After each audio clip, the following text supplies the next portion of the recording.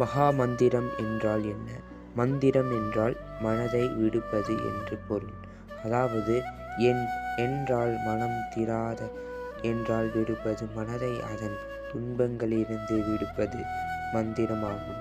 ஒரு மந்திரம் ஒரு குறிப்பிட்ட துன்பத்தை மட்டும் நீங்க உதவாகும்.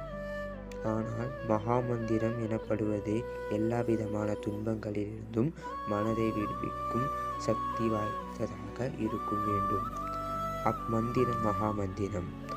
ஹரே கிருஷ்ண கிருஷ்ண கிருஷ்ண ஹரே ஹரே, ஹரே ராம ராம ஹரே ஹரே. இம்மந்திரத்தை நாள்தோறும் சொல்லி வர நம் துன்பங்களிலிருந்து மன சந்தோஷங்கள் வரும். இதை நீங்கள் படித்து நம் சேனல் சப்ஸ்கிரைப் பண்ணி லைக்கும் பண்ணிடுங்க. நன்றி.